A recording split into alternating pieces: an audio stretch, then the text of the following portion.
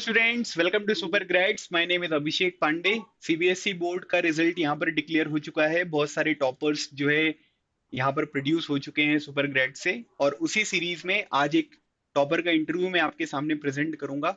ठीक है, नाम है हर्ष और इनका ह्यूमैनिटीज स्ट्रीम में ओवरऑल जो परसेंटेज है वो है 97.8।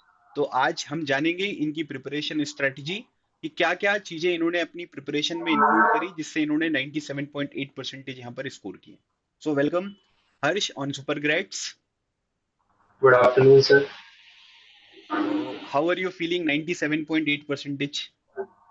Everything is good. मतलब काफी सब खुश हैं. मैं भी खुश हूँ. Everything is good. ओके। सो हर्ष, ये एक्सपेक्टेड परसेंटेज थे या आपको लग रहा था कि थोड़ा और ज्यादा स्कोर करोगे, या मैं ऐसा लग थोड़ा रहा था और कि ज्यादा एक्सपेक्ट किया था. ज्यादा थोड़ा और एक्सपेक्टेशन ज्यादा थी? एक्सपेक्ट था. जी सर. अच्छा, कितने परसेंटेज और एक्सपेक्टेशन थी तुम्हारी? सर ज्योग्राफी में आई वाज एक्सपेक्टिंग 100 मार्क्स लेकिन उसमें 97 है. तो 99 अराउंड एक्सपेक्ट करा था. अच्छा, 99 अराउंड में एक्सपेक्ट कर रहा था क्योंकि ज्योग्राफी में थोड़े से नंबर कम हो गए। ठीक है। जी सो सर. हर्ष, मैं एक बेसिक इंट्रोडक्शन चाहता हूँ आपका। ठीक है, वेयर आर यू फ्रॉम, और उसके बाद आपकी ह्यूमैनिटीज में जो मेन 5 सब्जेक्ट हैं वो कौन कौन से हैं, आपने उन हम्म. सब्जेक्ट्स में कितना स्कोर किया है। और फिर इसके बाद मैं ये जानना चाहता हूँ कि जो हमारे मेन सब्जेक्ट होते हैं, ठीक है, जैसे पॉलिटिकल साइंस हो गया, ज्योग्राफी हो गया, इसके लिए आपकी बेसिक प्रिपरेशन स्ट्रेटजी क्या थी, है ना। ठीक है, हम लोग पढ़ते तो हैं वो तो ठीक है, लेकिन जब हमें 97 98 मार्क्स यहाँ पर लेकर आने हैं तो उसके लिए आपने हर एक सब्जेक्ट में क्या क्या स्ट्रेटजी यहाँ पर फॉलो करी जो आपको लगता है कि बहुत इफेक्टिव थी, जो रिजल्ट में यहाँ पर रिफ्लेक्ट हो रही है। जी सर.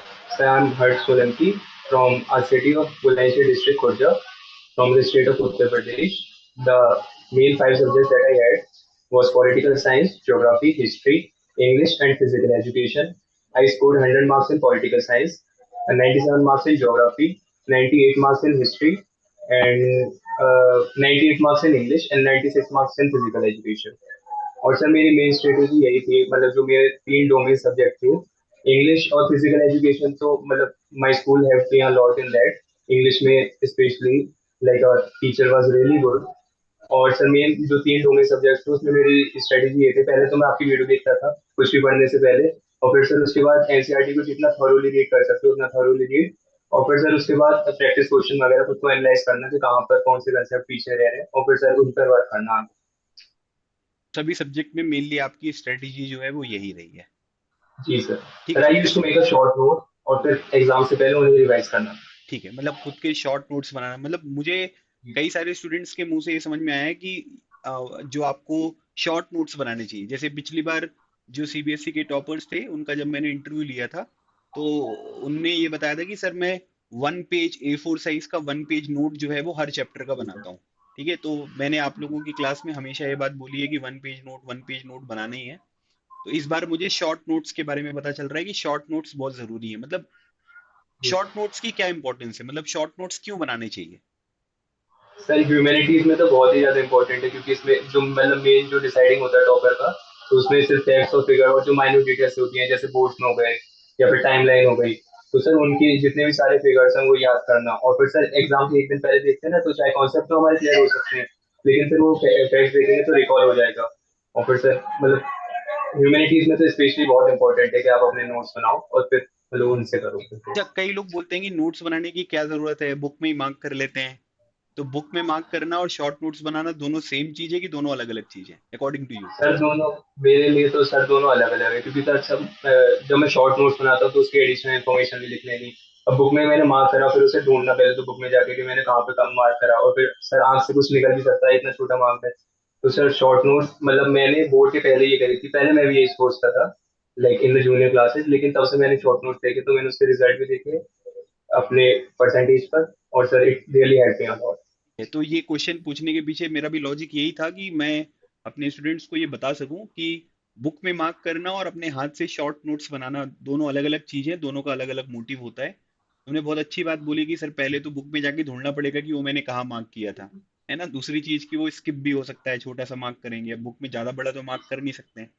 तो that is a very good thing. मतलब मुझे ऐसा लगता है कि इस वीडियो में ये एक पॉइंट जो है ये तुमने बहुत क्लियर कट डिफाइन कर दिया है कि आपको शॉर्ट नोट्स बनाने हैं या बुक को मार्क करना है। ठीक है हर्ष। हर्ष, जैसे मैंने देखे तुम्हारे इस कोर्स में, जैसे जो मेनली हम डोमेन सब्जेक्ट की बात करें, इंग्लिश और फिजिकल एजुकेशन, क्योंकि वो एक लैंग्वेज सब्जेक्ट है, मैं जी ह्यूमैनिटीज सर। स्ट्रीम का हूँ, तो मैं ह्यूमैनिटीज स्ट्रीम के ज्यादा क्वेश्चंस आपसे पूछूंगा। जैसे मैंने देखे कि एक सब्जेक्ट में तुम्हारे पूरे फुल मार्क्स हैं, है ना, एक में 96 98, तो ये जो एक दो नंबर यहाँ पर कट हो रहे हैं, क्या ये ऑब्जेक्टिव गलत हुए हैं क्या? हाँ सर, हिस्ट्री में तो मेरे दो ऑब्जेक्टिव ही गलत हुए थे, जो मैंने आपको अगर बताया भी था कि यहाँ ठीक है। पर गलत हो गए। और ओके। सर ज्योग्राफी में मेरे लिए थोड़ा अनएक्सपेक्टेड था, मतलब 97, क्योंकि मैंने जितना चेक करा मैक्सिमम अगर कटना भी था तो एक ही मार्क कट सकता था, लेकिन पता नहीं 97 रह गए उसमें। और हिस्ट्री में शायद तुम्हारे क्वेश्चन आंसर था 96 सर। हैं? हिस्ट्री में 98। हिस्ट्री में 98, तो दो ऑब्जेक्टिव जो गलत हैं वो हो गया, जी बाकी सर। पूरा फुल मार्क, ठीक है। जी। और तुम्हारे ज्योग्राफी में जो है वो 96 हैं, 97। 97 है, और उसमें जी कुछ सर। भी गलत नहीं हुआ था। पॉलिटिकल साइंस में नहीं। हाँ ठीक है। तो ज्योग्राफी में कुछ भी गलत नहीं। ज्योग्राफी में कुछ भी गलत नहीं हुआ था, स्टिल यू गॉट 97। तो एक मतलब मुझे एक बात ये समझ में आ रही है कि 100 वाला जो वो ड्रीम होता है कि तीनों सब्जेक्ट में मेरे 100 100 100 हो जाएं, उसके लिए ऑब्जेक्टिव्स सही करना बहुत जरूरी है, और सर यस। उसके लिए फैक्चुअल इंफॉर्मेशन पता होनी चाहिए। अच्छा, मैंने एक चीज ये भी ऑब्जर्व करी कि जो ये लॉन्ग आंसर टाइप क्वेश्चन हो रहे हैं, शॉर्ट आंसर टाइप क्वेश्चन हो रहे हैं, इसमें नंबर नहीं कट हो रहे हैं तुम्हारे, है ना? जी मतलब सर। पॉलिटिकल साइंस का एग्जांपल ले लें, हिस्ट्री का एग्जांपल ले लें, है ना, ज्योग्राफी के लिए तो डेफिनेटली तुम री इवेल्युएशन के लिए जाओगे या रीचेकिंग के लिए जाओगे ही, और जाना भी चाहिए, मुझे ऐसा लग रहा है कि जब तुम कॉन्फिडेंट हो तो जरूर जाओ। तो ये जो शॉर्ट आंसर, लॉन्ग आंसर या सब्जेक्टिव जो आंसर्स हम लिखते हैं, इसमें क्या अप्रोच है? एनसीईआरटी के कितने वर्ड्स को लिखना जरूरी है, कितने पेज को लिखना जरूरी है, इन सब चीजों को लेकर तुम्हारा क्या स्ट्रेटेजी रहा है? सर इसमें मेरी मेन स्ट्रेटेजी तो यही थी कि एनसीईआरटी के जो कीवर्ड्स है ना सर, उन पर ध्यान देना चाहिए, और सबसे ज्यादा मतलब आप जो हमारा एग्जामिनर है, जो इवेलुएटर है, उसके लिए आसान बनाए चीज। तो सर पहले पॉइंट्स में अगर लॉन्ग क्वेश्चन दे रहे हो तो पहले पॉइंट्स कुछ भी हेडिंग बना लो और फिर उसका डिस्क्रिप्शन दो, और ऐसे करके मतलब पॉइंट्स में करो। तो ये बहुत मतलब मेरे लिए सही अप्रोच रहा, मेरे टीचर्स ने भी ये रिकमेंड करा था। और सर कंसेप्ट क्लियर हो तो फिर शॉर्ट शॉर्ट एंड लॉन्ग जो सब्जेक्टिव क्वेश्चन होते हैं उसमें तो नहीं करनी चाहिए। अच्छा, तो हम लोग एक स्ट्रेटजी अपने स्टूडेंट्स को ये बता सकते हैं क्या कि जैसे प्रीवियस ईयर क्वेश्चन देख लो, प्रीवियस ईयर क्वेश्चन कौन से टॉपिक से किस तरीके से आ रहे हैं। फॉर एग्जांपल पॉलिटिकल साइंस में 100 है, आशियान के बारे में आ गया, है ना? जी तो सर। आशियान के ऊपर अगर हमने कुछ लिखना है, तो हमारे को बैंकॉक डिक्लेरेशन पता होना चाहिए, आशियान रीजनल फोरम पता होना चाहिए, आशियान कम्युनिटीज पता होना चाहिए।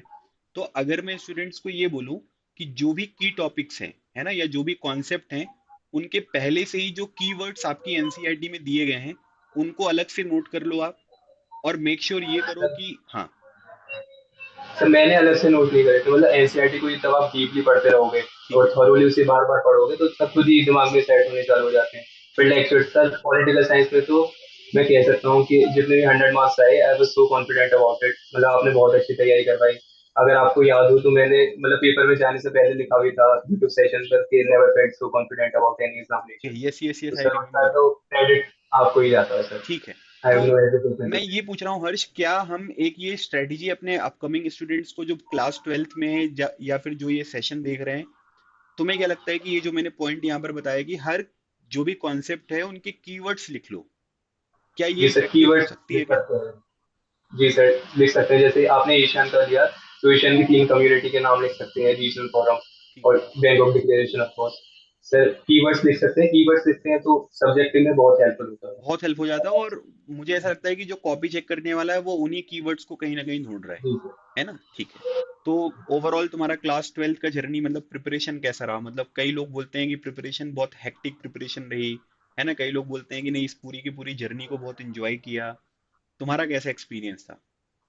सर मैंने तो पर्सनली इंजॉय किया, क्योंकि मतलब शायद मेरा पेक्यूलियर केस था, क्योंकि मैं 10th क्लास से ही 11th और 12th की हिस्ट्री पॉलिटिकल साइंस इन सब एनसीईआरटी टेक्स्ट बुक से फेमिलियर था। क्योंकि सर 11th क्लास में मैंने जैसे हेरिटेज क्विज हो गया सीबीएसई का और ओलंपियाड वगैरह, तो सर मैंने अपने स्कूल को काफी ओलंपियाड्स वगैरह तो उसमें रिप्रेजेंट किया, तो मैंने पहले ही एक दो बार तो पहले ही पढ़ चुका था इन्हें। और फिर सर 12th क्लास में तो टीचर्स भी सारे स्कूल में सपोर्टिव मिले। फिर सर आपके पहले यूट्यूब सेशन देखे, टॉप रैंकर्स में भी आए sir, it really help me a lot. तो सर मेरे तो like I enjoyed it throughout. सो अभी रिसेंटली तुमने मुझे बताया कि अरिहंत पब्लिकेशन ने एक ओलंपियाड कराया था ज्योग्राफी का, उसमें भी तुम्हारा रैंक 1 आया। सो हाउ वाज दैट जी एक्सपीरियंस? कैसा प्रिपरेशन था, सर। कैसे क्वेश्चंस आए थे? सर उसमें क्लास 11th और 12th और बेसिक ज्योग्राफी का आया था। ओके। और सर तब मुझे लाइक रिजल्ट का पता चला तो sir like I was really on cloud nine. पहले तो मुझे विश्वास ही नहीं हुआ कि नेशनल रैंक फर्स्ट आई है, लेकिन सर फिर हाँ मतलब मैंने सोचा था अच्छी आएगी, लेकिन फर्स्ट ही आ जाएगी ये नहीं पता था। तो ओके। सर इससे सो मतलब ये मतलब जैसे वो हिंदी में कहावत है, सोने पर सुहागा होना, है ना? जी तो ये सर। सोने हाँ पर जी। सुहागा हो गया, है ना? बोर्ड का रिजल्ट भी आ गया और ओलंपियाड में रैंक वन भी आ गई। ठीक है हर्ष। हर्ष, तुम्हारी प्रिपरेशन जर्नी जो है वो हमने काफी सारी डिस्कस करी, तुम्हारी स्ट्रेटेजी के बारे में हमने बात करी। सुपर ग्रेड्स तुमने यहाँ पर ज्वाइन किया specially for your CUT examination, है ना? कि भाई जी हमें सर। सीयूटी के लिए प्रिपरेशन करनी है। तो सीयूटी में भी तुम्हारा परफॉर्मेंस ओवरऑल लगभग इसी तरीके का परफॉर्मेंस यहाँ पर रहेगा, है ना? कोई बहुत मेजर फ्लक्चुएशन नहीं आते हैं कि, है ना, अगर तुम बहुत मिस्टेक ना करो कभी कुछ तो लगभग जो ट्वेल्थ में अच्छा कर रहे हैं वो सीयूटी में भी अच्छा करते हैं, जो मेरा परसेप्शन है पिछले दो एग्जामिनेशन को देखकर वो समझ में आ रहा है। सीयूटी के लिए आए थे, बोर्ड्स की प्रिपरेशन में आपको सुपर ग्रेड्स ने किस तरीके से हेल्प करी, हमने जो एक इकोसिस्टम आपको प्रोवाइड किया इसने आपको कैसे हेल्प करी, इसके बारे में आपका क्या ओपिनियन है? सर पहले तो लेक्चर्स लाइक इन डेप्थ और बिल्कुल कॉम्प्रिहेंसिव लेक्चर देखने को मिले, और सर सबसे बड़ी जो मतलब एक एडिशनल जो मिली सर वो आपकी मेंटोरशिप थी, जो हमारा डीसीएच ग्रुप डीसीजी ग्रुप है। Sir it really help me a lot. कोई भी ग्रुप आता है, कोई भी अगर डाउट आता है तो वहीं पर पोस्ट कर सकते हैं, और सर मतलब ऑलमोस्ट इंस्टेंटली हमें सॉल्यूशन मिल जाता है। बाकी मतलब बहुत अच्छा इन्वायरमेंट है वहाँ पर, इकोसिस्टम डीसीजी ग्रुप का तो मतलब बहुत ही अच्छा है। और मतलब मैं स्पेशली यहाँ पर हर्ष के बारे में जो है वो एक चीज यहाँ पर मेंशन करना चाहता हूँ। जैसे कई बार स्टूडेंट्स यहाँ पर क्वेश्चन पूछते हैं एंड दे वेट कि भैया सर को जब टाइम मिलेगा तो सर उस चीज को यहाँ पर रिप्लाई करेंगे। मैं कोशिश करता हूँ कि सबसे कम टाइम में उसका रिजोल्यूशन यहाँ पर किया जाए, लेकिन हर्ष ने यहाँ पर एक नया इनिशिएटिव यहाँ पर लिया है जिसको देखकर मैंने देखा है कि बाकी स्टूडेंट्स भी इस चीज में यहाँ पर इन्वॉल्व हो रहे हैं। कि अगर किसी क्वेश्चन को किसी स्टूडेंट ने यहाँ पर पूछा है तो हर्ष को अगर पता है नहीं पता है या जो भी इंफॉर्मेशन है ना, तो Harsh use to solve all the queries, है ना? और इसी चीज को देखकर तुमने देखा है कि ग्रुप में जैसे मैंने एक दिन देखा था 198 मैसेज थे, और उस 198 मैसेज में मैंने ये देखा कि मुझे सिर्फ तीन मैसेज हैं जिनमें कंफर्मेशन देनी है कि ये आंसर सही है या गलत है। तो वो एक बहुत अच्छा इन्वायरमेंट है। मतलब मैं तो ये पर्सनली यहाँ पर बोलता हूँ कि सुपर ग्रेड्स में आपको जो स्टूडेंट्स का ग्रुप है आपके डाउट क्लियरिंग ग्रुप में, है ना, अब उस पे ग्रुप के साथ छोटे छोटे ग्रुप्स आपको मिल जाते हैं जिससे आपकी प्रिपरेशन बहुत अच्छी हो जाती है। तो उसी के बारे में आप यहाँ पर बात कर रहे हैं, ठीक है हर्ष? अभी एक हर्डल जो है वो यहाँ पर क्रॉस हो गई है ना? एक अचीवमेंट आपने अपने बैग में यहाँ पर रख लिया है, एक मेडल आपको मिल चुका है क्लास ट्वेल्थ का। Now next hurdle is CUET examination. ठीक है, सीयूटी एग्जामिनेशन में बहुत कम टाइम बचा हुआ है और मोस्टली तुमने अपने एग्जामिनेशन के लिए खुद को प्रिपेयर कर भी लिया होगा, लेकिन ये जो बचे हुए दिन हैं, 2 से 3 दिन 4 दिन का जो टाइम है आपके पास, इसमें मेनली आप क्या करने वाले हो?